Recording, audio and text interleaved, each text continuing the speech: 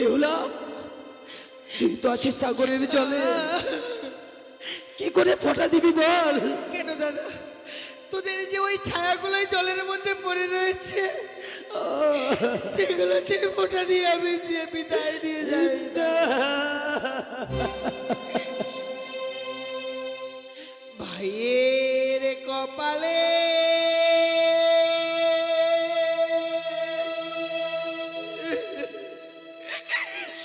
দিলাম ফোঁটা,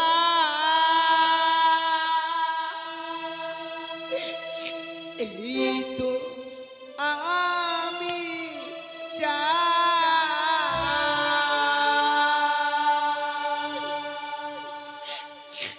নাই বা পেলাম ভালোবাসা, দুঃখ আমার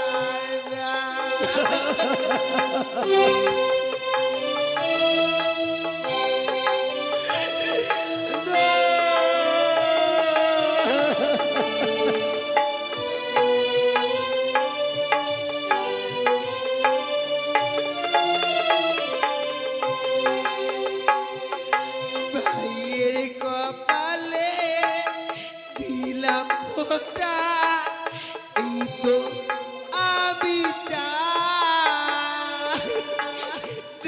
বা পেলাম ভালোবাসা, দুঃখ আমার।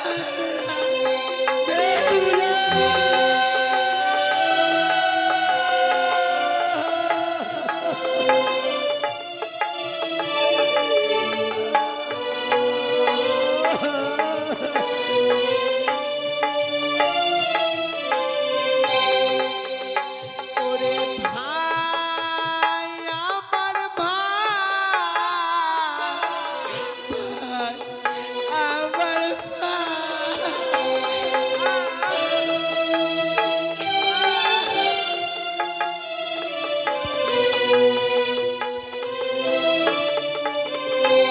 ওরে ভাই আমার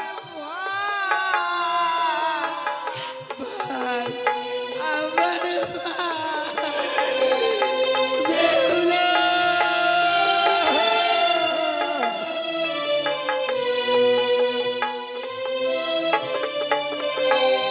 ওরে স্বামী পক্ষে লইয়ে দাদা যাব দেবপুরে, এই আশীর্বাদ দে দেয় আমায়, আসি যেন ফিরে।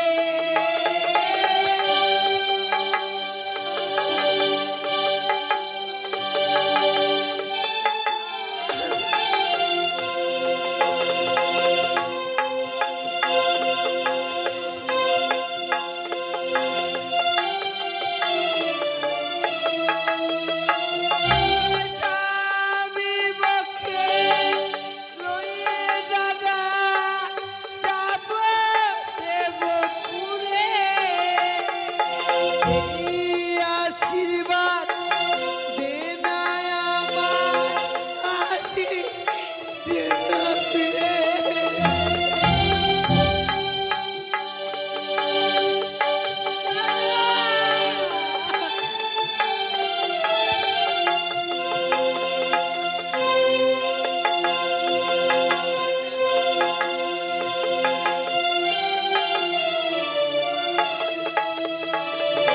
ভাইয়ের কপালে দিলাম ফোঁটা, এই তো আমি চাই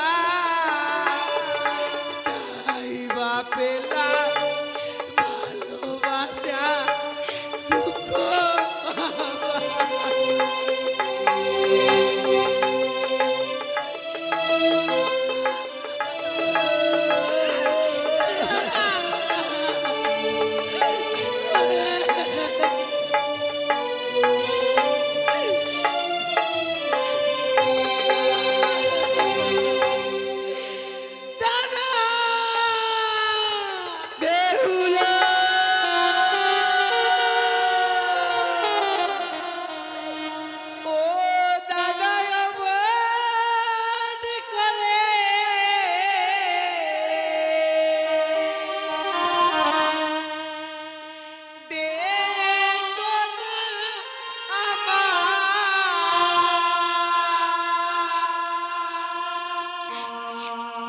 তোমাদের চোখের জলে পথ দিয়ে আমার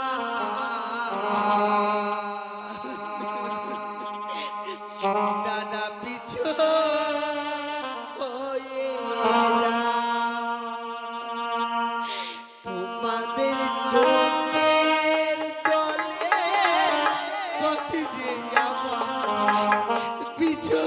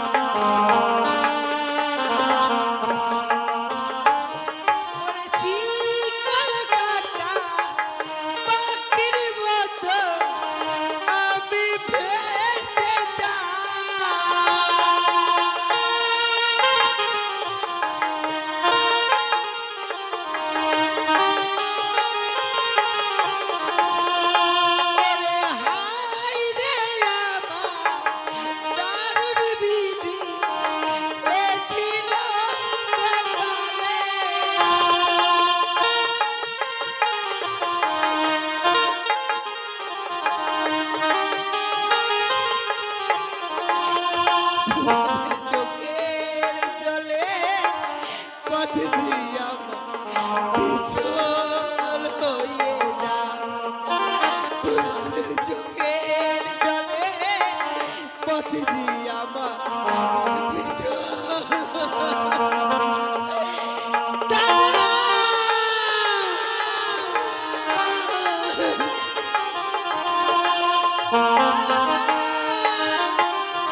তাই আমার দুই ছেলেকে আমি পাঠিয়ে দিব মা বেহুলাকে আনার জন্য। কোথায় বাবা আলাই দুলাই?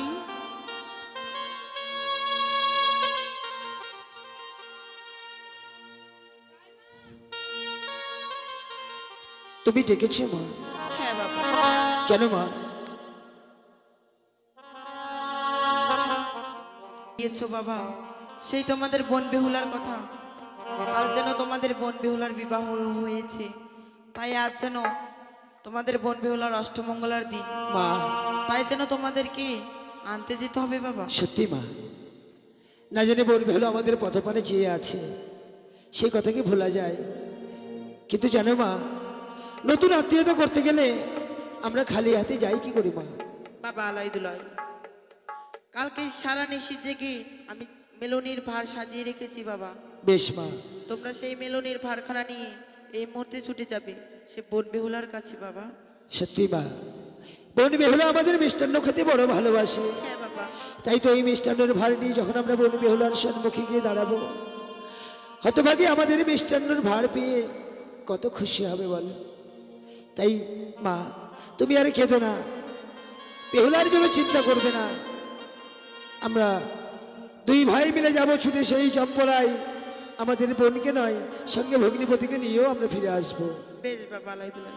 চল ভাই চল।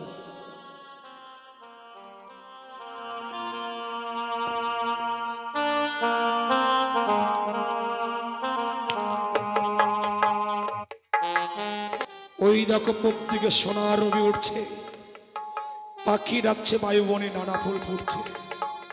হায়রে ভাগ্য, নিয়তি কেন বাধ্যতে নিষ্ঠুর নিয়তি কি কেমন খেলছে জানি না। সব পেয়েও সব হারিয়ে জন্য আজ আমি নিঃস্ব হয়ে গেলাম। ওই তো আমার পাখি দুটি আজ ভেসে চলে যাচ্ছে। ওই যে আমার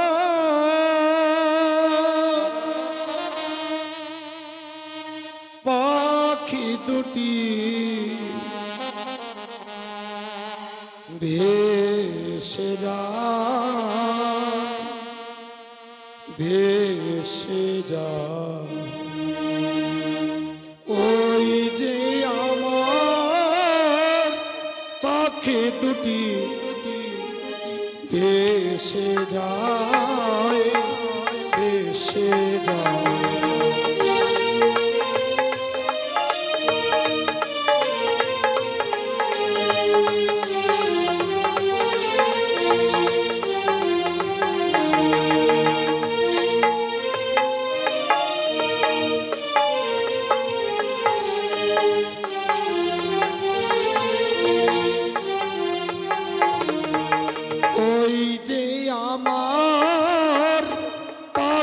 দুটি ভেসে যায়, ভেসে যায়।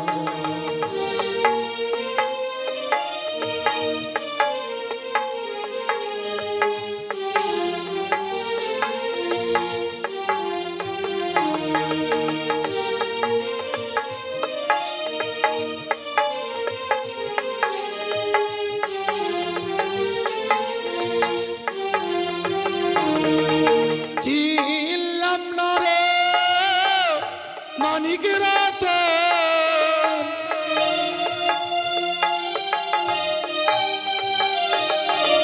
চিনলাম না রে মানিক রতন।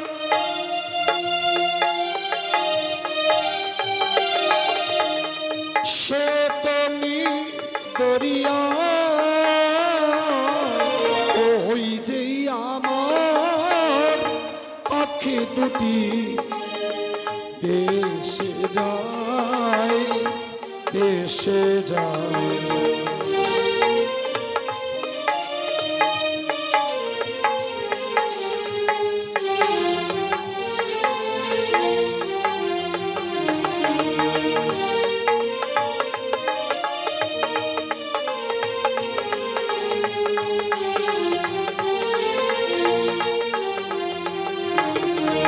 কে ডাকিবে পিতা বলে,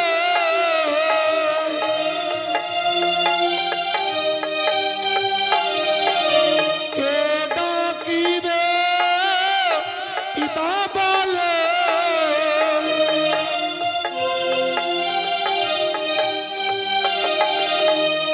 কে দেবে সান্ত্বনায় আমায়, ওই যে আমার পাখি দুটি ভেসে যায়, ভেসে যায়। বাবা যেও না, বাবা ফিরে আসো।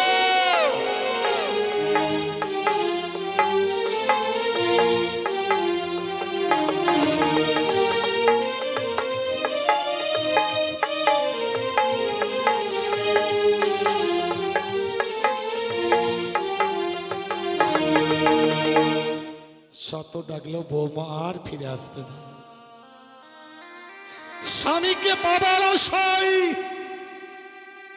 মৃত স্বামীকে পক্ষে ধারণ করে আসছে সাগরের জলে ভাসতে ভাসতে উচানের দিকে ধাপিত হয়েছে। তাই বৌমাকে আর পিছু ডাকবো না। এই মুহূর্তে সৈন্যরাজ প্রাসাদে আমি ক্ষণকাল বিশ্রাম করব। ভাই আলাই, চেয়ে দেখ ভাই, এ হচ্ছে আমাদের তাহাই মহাশয় রাজপ্রাসাদ। তুই একটিবার তাহাই মহাশয়কে ডেকে দেখ। তাহা মশাই, ও তাহা মশাই। শুনতে পাইনি নাকি? কে যেন তাহাই মহাশয় বলে ডাকছে, অতীব পরিচিত কণ্ঠে। না জানি আলাই দুলাই হয়তো এসেছে, আসবে তো। আজ অষ্টমঙ্গল হবার কথা, কিন্তু লখাই নেই, বৌমা নেই। কে সম্মুখে গিয়ে দাঁড়াবে? আর যদি বৌমা থাকতো, লখাই থাকতো, আলাইদুলের সম্মুখে বৌমা ছুটে গিয়ে দাদা দাদা বলে ডাকতো। বৌমা তখন নেই, আমাকে যেতে হবে। ভগবান, তাহাই মহাশয়, এই দৃশ্যটা দেখবার জন্যই কি তুমি আমাকে বাঁচিয়ে রেখেছো? লখাই নেই, বৌমা নেই, শুধু আমাকে যেতে হবে। আর বিলম্ব করব না। এই মুহূর্তে গিয়ে দেখি ওরা যেন দরজার কাছে দাঁড়িয়ে আছে।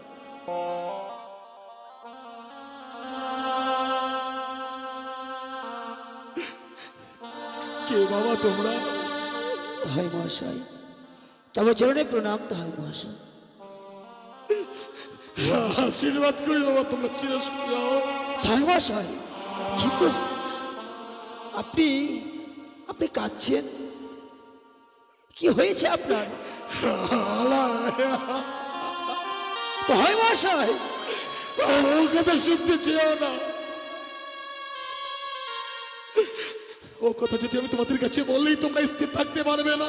তাই মশাই, সমস্ত আকাশটা যেন পাচ্ছয় তোমাদের মস্তকে নেমে আসবে, তোমাদের পদতল থেকে মৃত্তিকা সরে যাবে।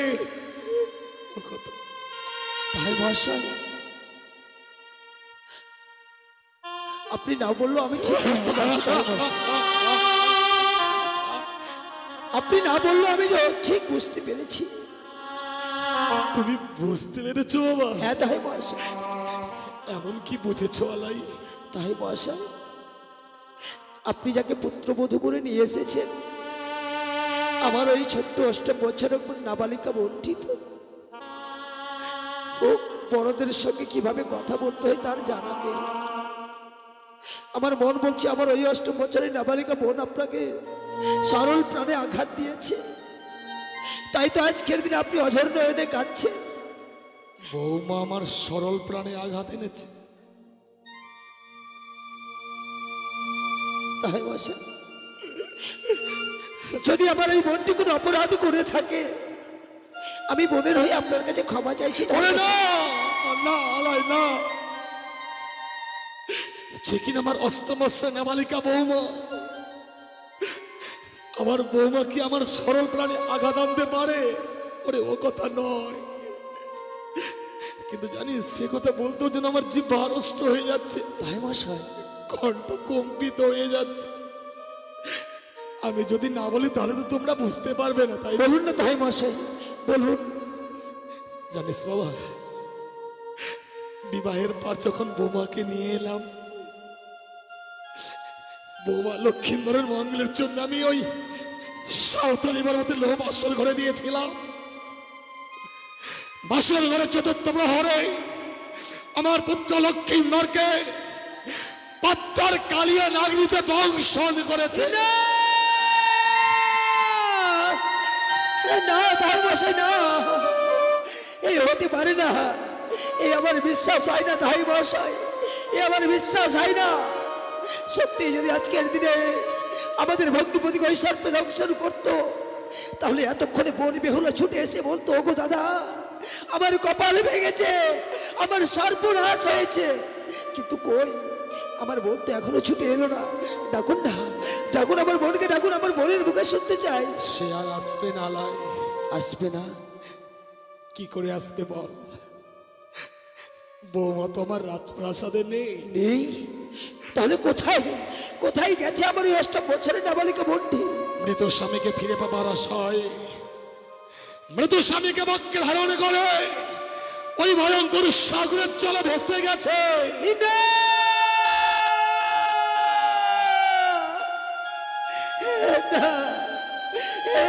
কি সর্বনাশ করেছেন তাই মশাই, আপনি কি সর্বনাশ করেছেন তাই মশাই? আপনার পুত্রকে সর্পে দংশন করেছিল তো, তাই তাকে আপনি ওই অবলার সাগরে ভাসিয়ে দিতে বিন্দু মাত্র দ্বিধা করেননি। কিন্তু আমার 8 বছরের নাবালিকা বোনটি, তাকে তো সর্পে দংশন করেনি গো। আপনি তাকে কোন প্রাণে ওই মৃত্যু পুত্রের সহিত ভাসিয়ে দিয়েছেন বলুন না? কিন্তু এছাড়া যে আমার কোনো উপায় ছিল না লাই দোলাই। আজ তোমাদের বোন নেই বলে তোমরা অঝর নয়নে কাঁদছো। তাই মশাই, আমি কেন তাদের সামনে চলে ভাসিয়ে দিয়েছি তা জানো? কেন? আমি বৌমার সঙ্গে 3 সপ্তাহ আবদ্ধ হয়েছিলাম। সত্য রক্ষাত্রে আজ বৌমাকে আর লক্ষ্মীন্দরকে জামাই ভাসিয়ে দিতেই হয়েছে। আমি শ্বশুর ঠাকুর হয়েছে বৌমাকে আটকে রাখতে পারিনি। তোমরা গিয়ে তোমাদের বোন বেহুলাকে আবার ফিরিয়ে এনো আলাই দোলাই। কিন্তু তাই মশাই, আপনি বলতে পারেন, বলতে পারেন ওই হতভাগী এতক্ষণ কত দূরে গেছে? বেশি দূরে যায়নি আলাই দোলাই। এই মুহূর্তে তোমরা যদি উজানের থেকে ধাবিত হও, কিছু দূর বাদ অতিক্রমে করলে তোমাদের বোন বেহুলার সঙ্গে তোমাদের সাক্ষাৎ হবে। আর সাক্ষাৎ হলে তোমাদের বোন বেহুলাকে তোমরা ফিরিয়ে আনবে। বেশ, তাই আমরা বিলম্ব করব না, আমরা এই মুহূর্তে ওই ইগুল কান্নায় ছুটে যাবো সাগরের কিনারে কিনারে, আমার বোনকে আমরা ফিরিয়ে নিয়ে আসবো। ভাই কাঁদিস না রে, কাঁদিস না রে ভাই। উপযুক্ত বিচার করেছে ও বিচারকের আসনে বসে।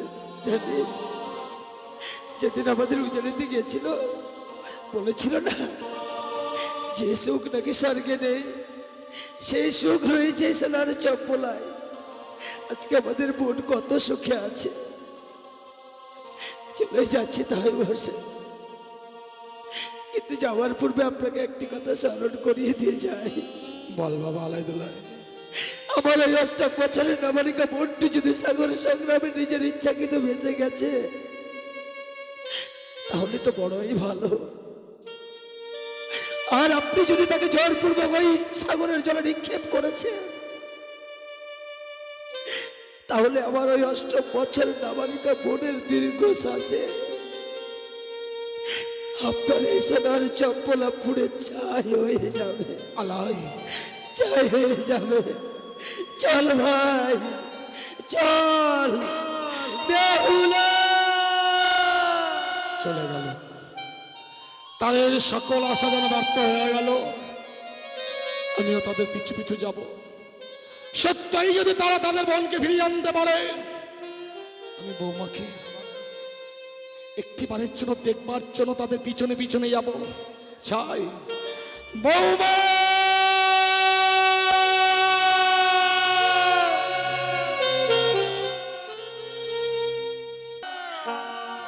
বেহুলা ফিরে আয়। ওরে ভাই ডাক না রে ভাই, আজ আমাদের বোন কত দূরে গেছে। ডাক ও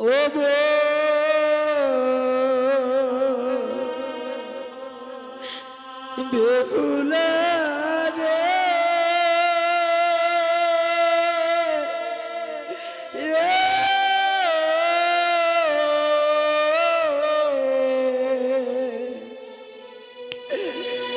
কোথায় গেলে পাবো তোরে মোদের জানানা।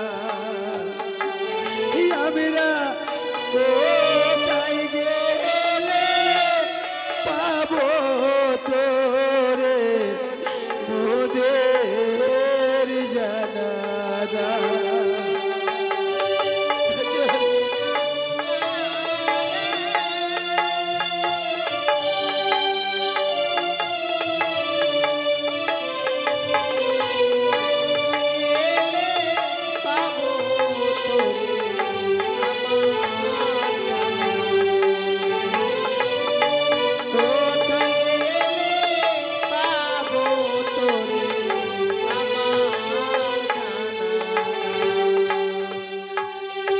ইয়ালাই দুলাই আমরা দু ভাই নদীর ধারে খুঁজে বেড়াই রে।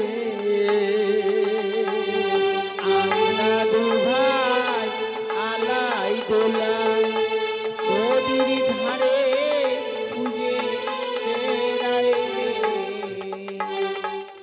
ইয়াই বেহুলা আই রে ছুটে, ডাক না একবার দাদা বলে রে। আই বেহুলা আই ছুটে, ডাক না একবার দাদা বলে রে। হিয়ো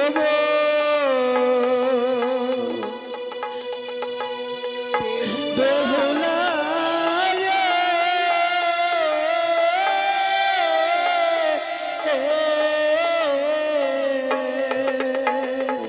কোথায় গেলে পাবো তোরে মোদের জানানা।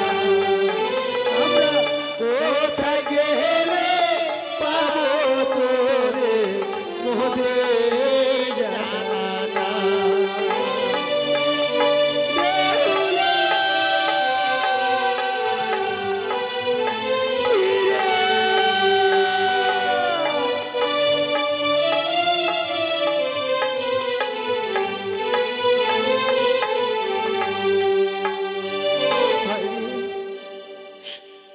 গণেশ পূজার সাক্ষাৎ পাবো না রে ভাই। কাঁদিস না, যদি ঠাকুর সহায় থাকে নিশ্চয়ই খুঁজে পাবো। ডাক্তারে ভাই আরেকবার উচ্চ স্বরে উচ্চ কণ্ঠে ডাক, বেহুলা দাদা! ওই তো, ওই ভাই দেখ, ওই অদূর থেকে যেন বেহুলার কণ্ঠস্বর ভেসে আসে ভাই। আরে ডাক না, ডাক আরেকবার ডাক, বেহুলা দাদা!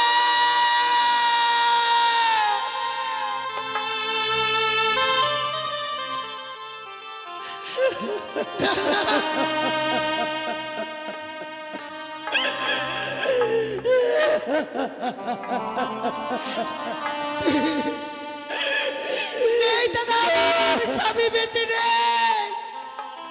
আরে তোমাকে তোকে যে আমরা এই রূপে দর্শন করবো আমরা স্বপ্নেও কল্পনা করতে পারিনি রে। তোর এই রূপ দর্শন করার পূর্বে কেন আমাদের সারা আকাশটা ভেঙে পড়লো না মস্তিষ্কে? কেন এখন আমরা জীবিত আছি?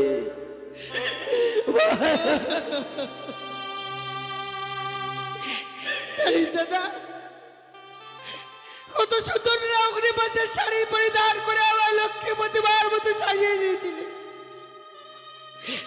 আমার কপালে নেই বলে একটি নিশ্চয় আমি অগ্নিপথের শাড়ি পরিধান করে থাকতে পারলাম না। সত্যি রে, তাই আজ এই বিধবার বেশ ধারণ করে এই সাগরে জলে ভেসে যাচ্ছি দাদা। আমি যে নিরুপায় হয়ে গেছি রে। আমি ভেবেছিলাম তুই বড় সুখে থাকবি, কিন্তু আমরা সুখ চাইতে গিয়ে যে সারা জীবনের জন্য দুঃখ চেয়ে বসলাম রে বেহুলা। কিন্তু জানিস বোন, আমরা যখন দুটি ভাই এসে গেছি তোকে আর সাগরে জলে ভাসতে দেব না রে দাদা, হ্যাঁ রে, আমরা আমাদের গুঞ্জ উজানিতে ফিরিয়ে নিয়ে যাবো তোকে। দে তোর মৃতপতিকে আমাদের হাতে তুলে দে, দে বোন দে। ওই উজানির মহাশ্মশানে নিয়ে গিয়ে তার সৎকার করে আমরা তোকে আমাদের গৃহ মাঝে ফিরে নিয়ে যাবো। কখনো নয় দাদা, আমার স্বামীকে আর আমি তোদের হস্তে তুলে দেব না। কিন্তু কেন রে?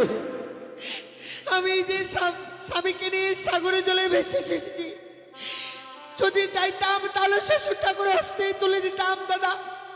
আমি আর কারোর হস্তে তুলে দেব না। কিন্তু জানিস বেহুলা, যে মানুষ একবার প্রাণে মারা যায় সে কোনোদিন আর ফিরে আসে না রে। তোরে মিছে মায়া মিছে আশা নিয়ে সাগর সংগ্রামে ভেসে যাচ্ছিস, তাই বলছিলাম চল আমাদের সঙ্গে ফিরে চল। না দাদা, আমি আর ঘরে ফিরে যাব না, যাব না দাদা। ও ফিরে চল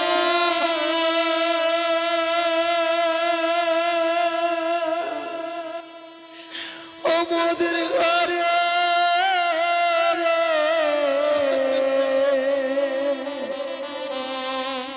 ওরে ছয় ভাইয়ের দুলালি বেহুলা।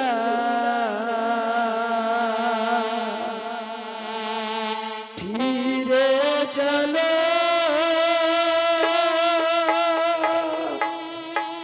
মোদের ঘরে ওরে ছয় ভাইয়ের দুলালি বেহুলা।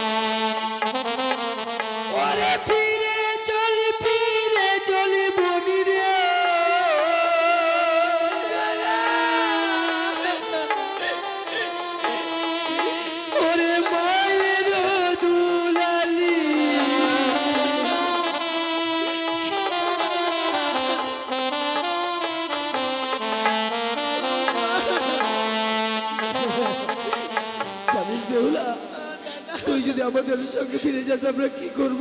কি করবি রে দাদা? ওই যে তোর কপালে সিঁদুর আছে না, সিধু তার বদলে কি করবো জানিস? কি করবি রে দাদা?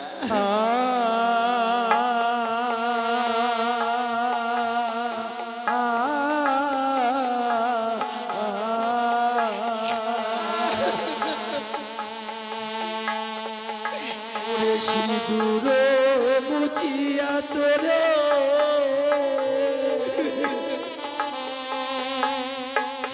আমরা চন্দনে সাজাবো।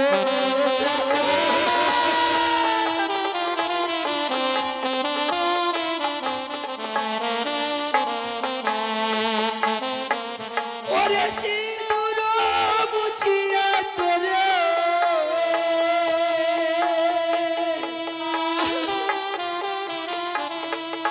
আমরা চন্দনে সাজাবো।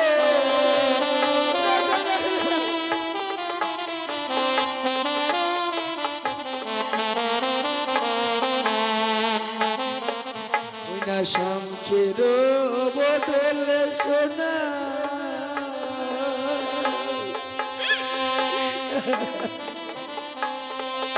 সোনার মালা কিনে দেবো।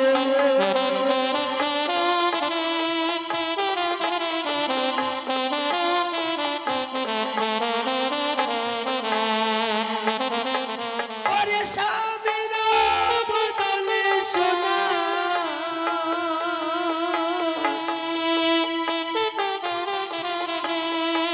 সোনার পুতুল কিনে দেব।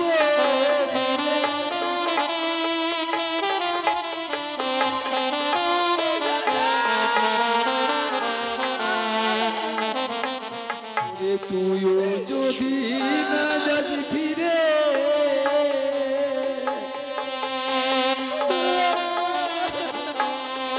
বুঝি মাঝে কেঁদে মরবে।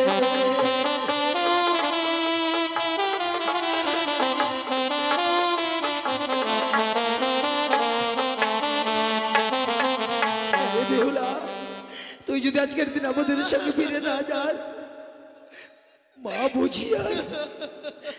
বুঝি আর প্রাণে বাঁচবে না রে ভাই। বললেন আমি তো তাকে বোঝাতে পারছি না, তুই একবার বুঝিয়ে বল না রে ভাই। আমি আর ঘরে ফিরে যাব না দাদা, আমি আর ঘরে ফিরে যাব না। চলো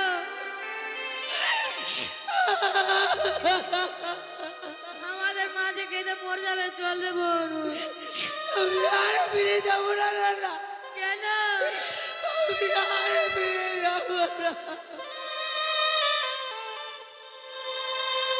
ভাই রে, দেখেছিস ভাই, যে বোনটি আমাদের মুখের উপর কোনো জবাব দিত না, আজকে যেন কথা বলতে না বলতে আমাদের মুখের উপর কত কথা বলছে বল।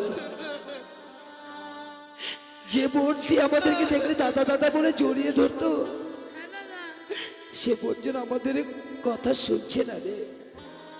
আমার জানা ছিল না যে বোনকে বিয়ে দেওয়ার পর যে বোন আত্মীয় হয়ে যায়, আমার জানা ছিল না রে। কিন্তু বেহুলা, তুই কি আজকের দিনে আমাদের সঙ্গে আর যাবি না? না দাদা, আমি আর যাবো না দাদা। বেশ, তোকে আর বাধা দেব না ভাই। মাঝে মিষ্টান্ন তুলে দিয়েছে, বোনকে বল এই মিষ্টান্নটুকু তুই একটিবার সেবা কর।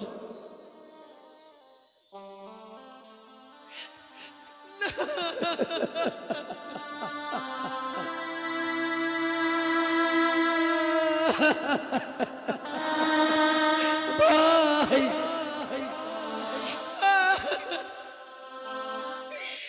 দাদা, আমি ওই বাড়িতে মেলোডিকে খেতে পারবো না। কেন রে? আমি খেতে পারবো না দাদা। কেন?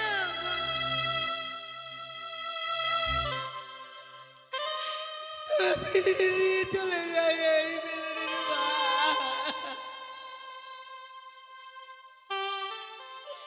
নিল না রে, দেখেছিস? সেজন্য মায়ের দেওয়া মেলোডিও আমাদের কাছ থেকে নিল না।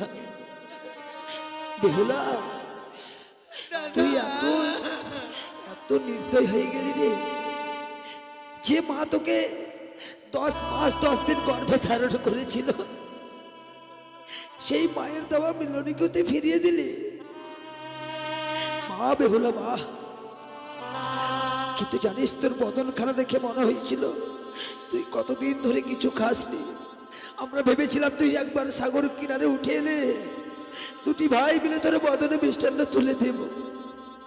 আমাদের সে ভাগ্যটুকু নেই, তবে তোকে আর বাধা দেব না। ভাই রে, আজকে আমরা দু হাত তুলে দুই ভাই মিলে আশীর্বাদ করব। আমাদের বোন বেহুলা যে লক্ষ্যে অগ্রসর হয়েছে, ঠাকুর যেন তাকে সে লক্ষ্যে পৌঁছে দেয়। আর আমরা ঠাকুরের কাছে প্রার্থনা করব, ঠাকুর যেন তোর মনস্কামনা পূর্ণ করে দেয়। বল ভাবি, আমি তোদের কপালে ফোঁটা দিতাম। বেহুলা, আমি যদি চলে যাই দাদা, কে তোদের কপালে ফোঁটা? বেহুলা রে, সত্যি মনে পড়ে যায় সেই দিনের কথা, মনে পড়ে যায় সেই দিনের কথা। তুই আমাদেরকে সারিবদ্ধভাবে বসিয়ে বলতিস যমুনার দেয় জমকে ফোঁটা, আমি দেই আমার ভাইকে ফোঁটা, জমের দুয়ারে পড়লো কাটা।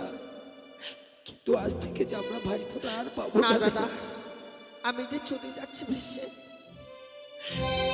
আমি যদি আজকে তোদের কপালে ফোঁটা দিয়ে যাই দাদা, বেহুলা, এই হতভাগীর ফোঁটা গ্রহণ করবি না দাদা? একটিবার বল না দাদা, এই পৃথিবীর বুকে কয়জন পুরুষের কপালে জুটে যে ভগ্নীর কপালে ফোঁটা দেয়? কিন্তু বেহুলা, তুই তো আছিস সাগরের জলে, কি করে ফোঁটা দিবি বল? কেন দাদা, তোদের যে ওই ছায়াগুলোই জলের মধ্যে পড়ে রয়েছে, সেগুলোতে ফোঁটা দিয়ে আমি দিয়ে বিদায় নিয়ে যাই না। ভাইয়ের কপালে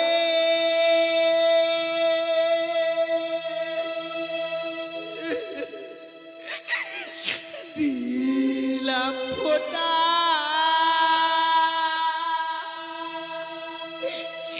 এই তো আমি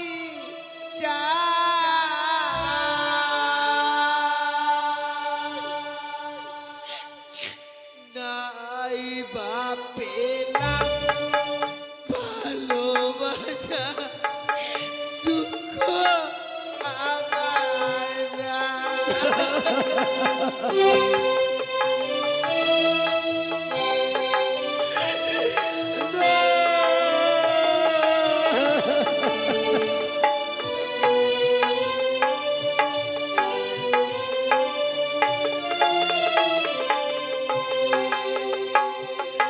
ভাইয়ের কপালে দিলাম ফোঁটা, এই তো আমি চাই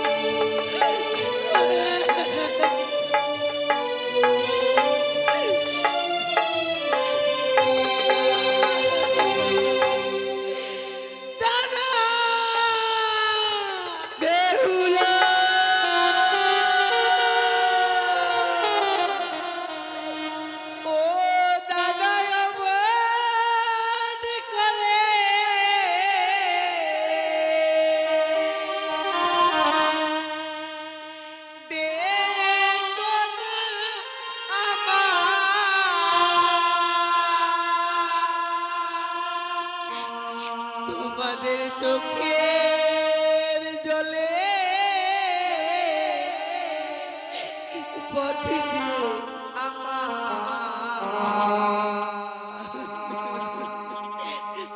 দাদা পিছু হয়ে তোমাদের চোখের জলে পথে দিয়ে আমার পিছু